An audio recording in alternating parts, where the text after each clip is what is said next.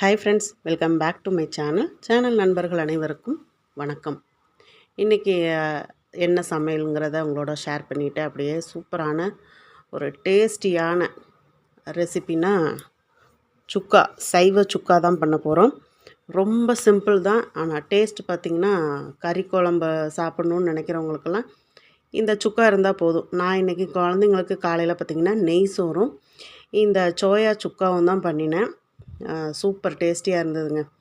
இந்த சுக்கா ரெடி பண்ணிவிட்டு லாஸ்ட்டில் அந்த பாத்திரத்தில் ஒரு கரண்டி நெய்ச்சோறை போட்டு பிசைஞ்சு சாப்பிட்டோம் அப்படின்னா சூப்பர் டேஸ்டியாக இருக்குங்க. கூடவே பார்த்திங்கன்னா இது நெய் சோறுக்கு மட்டும் இல்லை, நல்லா சுட சுட சாதத்தை கூட அப்படியே போட்டு பிசைஞ்சு சாப்பிட்டோம் அப்படின்னா சூப்பராக இருக்கும். பெரும்பாலும் பார்த்திங்கன்னா எங்கள் வீட்டில் வெள்ளிக்கிழமை செவ்வாய்க்கிழமை சாம்பார் வைக்கணும் அப்படின்னா வாரத்தில் ஏதாவது ஒரு நாள் தான் சாம்பார் வைக்கணும். அதாவது செவ்வாய்க்கிழமை அல்லது வெள்ளிக்கிழமை. அப்போ நம்ம வெள்ளிக்கிழமை என்ன பண்ணுறது அப்படின்னா இந்த மாதிரி அவங்களுக்கு நான்வெஜ்ஜு டேஸ்ட்டுக்கு வெஜ்ஜு செஞ்சு கொடுத்துட்றதுங்க. சரிங்க, வெஜ்ஜுங்கிறீங்களே முட்டை எதுக்கு உரிக்கிறீங்க அப்படின்னா வீடியோவை ஸ்கிப் பண்ணாமல் பாருங்கள். இது வீட்டில் இருக்கிறவங்களுக்கு இல்லைங்க. இந்த 2 முட்டையும் இன்னொரு ஒரு ஜீவனுக்காக தான் இதை கொண்டுட்டு போகிறேன். வாங்க, வீட்டு பக்கத்துலேயே பார்த்திங்கன்னா தெருவில் உள்ள குட்டி நாய்க்குட்டி குட்டி போட்டிருக்குது. அதனால் அது தெருவில் எந்த தெருவுக்கு போனாலும் இந்த நாய் எந்த நாயும் சேர்த்துக்கிறது இல்லைங்க. அதனால் வீட்டு பக்கத்துலேயே அப்படி குட்டி போட்டதுனால பக்கத்து வீட்டுக்காரங்க என்ன பண்ணாங்கன்னா வெயிலில் இருக்குது அப்படின்னு சொல்லி இந்த மாதிரி ஒரு பலகை கொண்டு மறைச்சி வச்சுருந்தாங்க. அதனால் காலையில் நான் 2 முட்டை வச்சுடுவேன். அவங்க பக்கத்து வீட்டுக்காரங்க என்ன பண்ணுவாங்கன்னா மத்தியானம் சாப்பாடு கொடுத்துடுவாங்க. நைட்டுக்கு நான் பிஸ்கட் கொடுத்துடுவேங்க. அவங்க நைட்டுக்கு ஏதாவது கொடுத்துடுவாங்க. இந்த மாதிரி பாவம் இல்லையா, அந்த குட்டிக்காக தான் இந்த முட்டையை வேக வச்சு கொடுத்துட்டு குளிச்சுட்டு ரெடியாகி இன்றைக்கி கோயிலுக்கு கிளம்பியாச்சுங்க. எப்போவுமே ஒவ்வொரு வருஷமும் ஆடி மாதம் வெள்ளிக்கிழமை அந்த மாதத்தில் உள்ள ஏதாவது ஒரு வெள்ளிக்கிழமையில் நான் அம்மன் கோயிலுக்கு போயிட்டு கூழ் வீட்டிலேருந்தே ரெடி பண்ணி கொண்டு போயிடுவேன். கூழ் காய்ச்சி எடுத்துகிட்டு போயிட்டு மஞ்சக்கயிறு, வளையல், மஞ்சள், குங்குமம் இதெல்லாம் கொண்டு போய் கொடுக்கறது வழக்கங்க. கிட்டத்தட்ட இது ஒரு 7-8 வருஷமாக பண்ணிகிட்ருக்குறேன். இது 8வது வருஷம். இந்த வருஷம் பார்த்திங்க அப்படின்னா ராய் கூழ் கிண்டிட்டேன். மஞ்சள் கயிறு மட்டும் வாங்கிட்டு வந்தேங்க. என்ன அப்படின்னா பையில் தூக்கிட்டு போகும்போது கண்ணாடி வளையல்லாம் உடஞ்சிருது. பக்கத்தில் இருக்கிற அம்மன் கோவிலுக்கு இப்போ 2 வருஷமாக போகிறதில்ல. ஒரு 2 வருஷத்துக்கு முன்னாடி அந்த பூசாரி நம்ம கொண்டுட்டு போன அந்த வளையல், மஞ்சள், குங்குமம் இதெல்லாம் தாம்பூலத்தில் வச்சுருந்து தூக்கி வீசிட்டார். அதனால் எனக்கு அதிலேருந்து அந்த கோயிலுக்கு போகிறதே இல்லைங்க. அப்புறம் அதுலேருந்து கோணியம்மன் கோயிலுக்கு போவேன். அதனால் ஒரு வாரத்துக்கு முன்னாடியே பார்த்திங்கன்னா மஞ்சள் கயிறு வாங்கிட்டு வந்துட்டேன். இதில் பார்த்திங்கன்னா மொத்தம் 60 கயிறு இருக்குது. 5 பண்டல் வாங்கிட்டு வந்தேன். அந்த கயிறு அந்த லேபிளெல்லாம் பிரிச்சுட்டு கயிறை ஒன்றோட சுற்றி எடுத்து வச்சுட்டேன். கூழுமே பார்த்திங்கன்னா கிண்டி எடுத்தாச்சு. நல்லா மோர் ஊற்றி கரைச்சி எடுத்துட்டேன். 1 கிலோ அளவுக்கு ராகி மாவு வாங்கிட்டு வந்தாங்க. வாங்கிட்டு 1/2 லிட்டர் தயிர் வாங்கி மோர் அடித்து நல்லா கூழ் காய்ச்சிட்டு பாத்திரத்தில் ஊற்றி எடுத்துக்கிட்டேங்க. கட்டைப்பையில் வைக்கிறதுக்காக அடியில் சூடு பரவாமல் இருக்கிறதுக்காக பேப்பர் வச்சுருக்கிறேன். பேப்பர் வச்சிட்டோம் அப்படின்னா நமக்கு பஸ்ஸில் போகும்போது காலில் சூடு படாது. அதுக்காக தான் இப்போ கூழ் வச்சுட்டு பையில் அப்படியே வேப்பிலையும் எடுத்து வச்சுட்டு கூழ் எடுத்து கொடுக்குறக்கு நமக்கு கரண்டி வேணும் இல்லையா, அந்த கரண்டி எடுத்து ஒரு கவரில் வச்சுட்டேங்க. கூழுக்கு நம்ம கப்பு வாங்காமல் விட்டாச்சு. அதனால் போகும்போது ஃபேன்சி கடையில் கப்பு வாங்கிக்கலாம் அப்படின்ட்டு எல்லாம் ரெடியாக எடுத்து வச்சுட்டு கிளம்பிட்டேங்க. வீட்டில் பார்த்திங்கன்னா சமைச்சி வச்சுட்டு தான் போகணும். காலையில் பிள்ளைங்களுக்கு அந்த சோயா சுக்காவும் நெய் சோறும் லஞ்சுக்கு கொடுத்து விட்டாச்சுங்க. ஹஸ்பண்டுக்கு தனியாக சமைச்சி வச்சுட்டு தான் கிளம்பியிருக்கிறேன். ஏன்னா நெய் சோறெல்லாம் சாப்பிட மாட்டாங்க ஹஸ்பண்ட். அதனால் அவங்களுக்கு தனியாக சமைச்சிட்டேன். காசெல்லாம் எடுத்து வச்சுட்டு ரெடியாகி கிளம்பியாச்சுங்க. வீட்டில் விளக்கு ஏற்றிட்டு நம்ம கிளம்ப வேண்டியதான். இங்கே ஃபேன்சி கடையில் நான் கிளம்பிட்டு ஃபேன்சி கடையில் போயிட்டு இந்த மாதிரி ஒரு ரோல் வாங்கினேன். 85 ரூபா 100 கப்பு இருக்குங்க. இந்த 100 கப்புமே நமக்கு கொண்டு போகிற கூழுக்கு சரியாக இருக்கும். அதனால் 85 ரூபா கொடுத்து வாங்கிட்டு கோயிலுக்கும் வந்தாச்சுங்க. பஸ் ஏறி சரியான கூட்டம்னா நல்லாவே கூட்டம். ஏன்னா இப்போ கடைசி வெள்ளிக்கிழமை வேறு, அதே சமயத்தில் ஆடி பூரமும் இருக்கிறதுனால பயங்கர கூட்டம். செருப்பு போடுறதே பார்த்திங்கன்னா நம்ம தள்ளி தான் போட வேண்டியிருந்துச்சு. செருப்பு ஸ்டாண்டெல்லாம் ஃபுல்லாகி அங்கே கோயில்கிட்டயுமே நிறைய செருப்பு போட்டிருந்தாங்க. அதனால் இந்த பக்கம் தள்ளியே செருப்பெல்லாம் கழட்டி விட்டுட்டு அப்படியே கோயிலுக்குள்ளே போனோங்க. கோயிலுக்குள்ளே போயிட்டு நல்லா சாமி தரிசனமும் நல்லா கிடச்சிதுங்க. எவ்வளோ கூட்டம் இருந்தாலும் கரெக்டாக அந்த வரிசைப்படி அந்த லைன் கட்டி விட்டுருந்தாங்க. அதனால் சூப்பராக கோணியம்மன் கோயிலில் போய் நல்லா சாமி கும்பிட்டுட்டு மஞ்சள் கயிறு எல்லாத்துக்கும் கொடுத்துட்டு அப்படியே கூழும் எல்லாத்துக்கும் கொடுத்துட்டு நானுமே ஒருத்தங்ககிட்ட இருந்து மஞ்சள், வளையல், குங்குமம், கயிறு எல்லாம் வாங்கிக்கிட்டேங்க. அப்புறம் ஒருத்தங்க சர்க்கரை பொங்கல் கொடுத்தாங்க. இது வந்து பூங்க. அதாவது அது என்ன சொல்லுவாங்க, நாகமல்லியா, சிவபெருமானுக்கு நாகம் மாதிரியே இருக்கும். இந்த பூ வந்து இந்த கோணியம்மன் கோயிலில் இருக்குதுங்க. உதிர்ந்துருந்தது. நான் பூவை எடுத்தேன். அப்படியே நாகம் படம் எடுத்த மாதிரியே சூப்பராக இருக்கும். கரெக்டான பேர் தெரிஞ்சால் கமெண்ட் பாக்ஸில் கமெண்ட் பண்ணுங்கள்.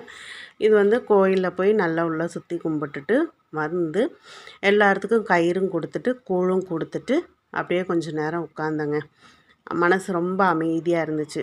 நான் ஒவ்வொரு வருஷமும் ஆடி மாதம் இதை நான் செய்துகிட்டே வர்றேன். இப்போ முதல்லாம் அது இதுன்ட்டு ஏதாவது எதிர்பார்ப்புகள் சாமிகிட்ட இருந்துகிட்டே இருக்கும். இப்போ எந்த எதிர்பார்ப்புகளும் இல்லை. என்னை எப்படி வழி நடத்தணும்னு நீ நினைக்கிறியோ அந்த மாதிரி வழி நடத்துன்னு சொல்லி சாமியோட பாதத்திலே விட்டாச்சுங்க.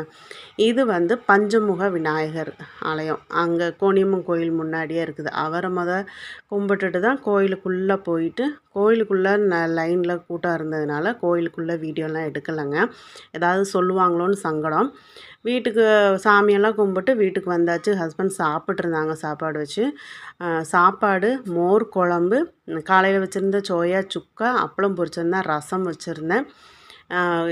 எல்லாமே சாப்பிட்ருந்தாங்க. சாப்பிட்டு சரின்னு வந்து எல்லாம் க்ளீன் பண்ணிட்டாங்க. வாங்க இப்போ நம்ம சோயா சுக்கா வந்து எப்படி செய்யலான்னு பார்க்கலாம். அதுக்கு ஒரு மசாலா, ஃப்ரெஷ் மசாலா வறுத்துடலாமா. 1 இன்ச் அளவுக்கு ஒரு துண்டு பட்டை, 2 கிராம்பு, 2 ஏலக்காய், கூடவே ஒரு சின்ன பிரிஞ்சி இலையும், 1.5 ஸ்பூன் அளவுக்கு வறுத்த நிலக்கடலை, 1 ஸ்பூன் அளவுக்கு வர கொத்தமல்லி சேர்த்து இந்த மாதிரி லோ ஃப்ளேமில் வெறும் வாணலியில் வறுத்துக்கோங்க. 1 ஸ்பூன் அளவுக்கு சோம்பு, அது கூட 1/2 ஸ்பூன் அளவுக்கு சீரகம், 1.5 ஸ்பூன் அளவுக்கு மிளகு சேர்த்துக்கோங்க. மிளகு வந்து ஜாஸ்தி சேர்க்கும்போது ஃப்ளேவர் எனக்கு பிடிக்குங்க. உங்களுக்கு வந்து எப்படிங்கிறத பார்த்துட்டு 1 ஸ்பூன் அல்லது ஒரு 2 ஸ்பூன் சேர்த்துக்கோங்க. கூடவே கொஞ்சம் கருவேப்பிலையும் சேர்த்துட்டு ட்ரை ரோஸ்ட் பண்ணிக்கலாம். ட்ரை ரோஸ்ட் பண்ணிவிட்டு நம்ம பவுட்ரு பண்ணி சேர்க்கும்போது வாசம் சூப்பராக இருக்குங்க. இந்த சோயா சுக்காவை வந்து பெரும்பாலும் ஏதாவது கொஞ்சம் மாற்றி சமையல் பண்ணி கொடுக்கும்போது என் ஹஸ்பண்ட்லாம் ஏற்றுக்கவே மாட்டார். ஆனால் இன்றைக்கி நான் வந்து கோயிலுக்கு போயிட்டு வந்துட்டு சாப்பிட்டீங்களே எப்படி இருக்குது அப்படின்னு, மோர் குழம்புக்கு இந்த சோயா சுக்கா வந்து ரொம்ப சூப்பராக இருக்குது அப்படின்னாரு. நான் வந்து எப்போவுமே இந்த மினி சோயா தான் வாங்குவேன். பெரிய பெரிய சோயா வாங்குறது போல் எனக்கு இந்த மினி சோயாலாம் வந்து 65 பண்ணுறதுக்கு, இந்த மாதிரி சுக்கா பண்ணுறதுக்கெல்லாம் ரொம்ப ஹெல்ப்பாக இருக்கிறதுனால நான் வந்து சின்ன சோயா தான் வாங்குகிறேன்.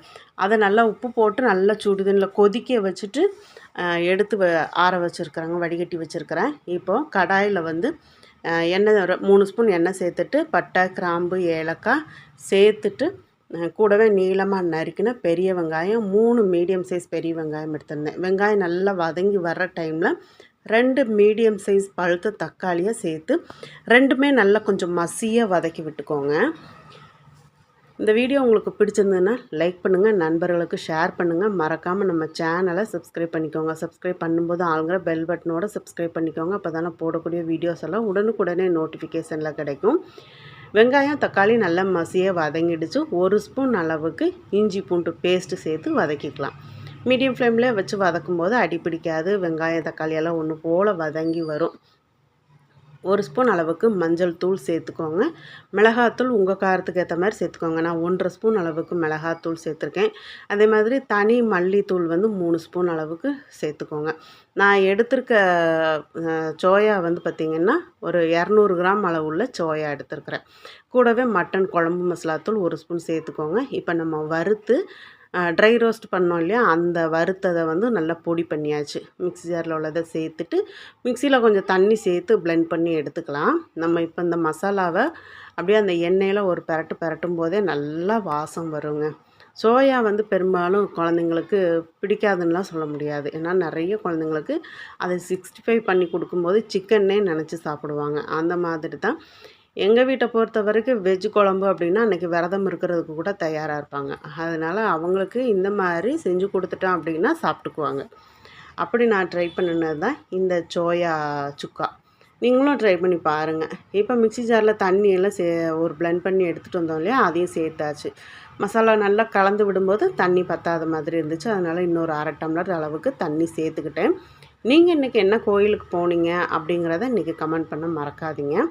இப்போ தண்ணியெல்லாம் சேர்த்துட்டு நல்லா ஒன்று போல் கலந்து விட்டுட்டு உப்பு செக் பண்ணிக்கோங்க. உப்பு கொஞ்சம் எனக்கு பத்தலை, அதனால் உப்பு சேர்த்துட்டு நல்லா கலந்து விட்டுக்கலாம். மீடியம் ஃப்ளேமில் வச்சு நல்லா கொதிக்க விடலாங்க. ஏன்னா ஹை ஃப்ளேமில் வச்சோம் அப்படின்னா அடிப்பிடிக்க ஆரம்பிச்சிடும். 5 விரல் கூட்டுற மாதிரி புதினா மல்லி இலையை பொடியாக கட் பண்ணி சேர்த்துக்கோங்க. சேர்த்துட்டு நல்லா கலந்து விட்டுட்டு கரெக்டாக ஒரு 5லேருந்து 7 நிமிஷம் கொதிக்க விட்டிங்கன்னா போதும், சுக்கா ரெடி ஆகிடும். இன்னொன்று, நம்ம இந்த சோயா சுக்கா வந்து நம்ம அடுப்பை ஆஃப் பண்ணும்போது கொஞ்சம் கிரேவியாக இருக்கிற மாதிரி தான் இருக்கும். ஆறுனதுக்கப்புறம் பார்த்திங்க அப்படின்னா நல்லா ட்ரை ஆகிடும். ஏன்னா நிலக்கடலை சேர்த்துருக்கோம் பார்த்திங்களா, அதனால சொல்கிறேன். இப்போ நம்மளோட சுவையான அதாவது நான்வெஜ் சுவையில் வெஜ் சுக்கா சூப்பராக ரெடி ஆகிடுச்சு. சப்பாத்திக்கெல்லாம் அல்டிமேட்டாக இருக்கும். தயிர் சாதத்தோடு சாப்பிட்றதுக்கு சூப்பராக இருக்கும். ரசம் சாதத்துக்கு இல்லை சாதத்தில் சுட சுட சாதத்தில் போட்டு சாப்பிட்றதுக்கும் அவ்வளோ டேஸ்ட்டாக இருக்குங்க.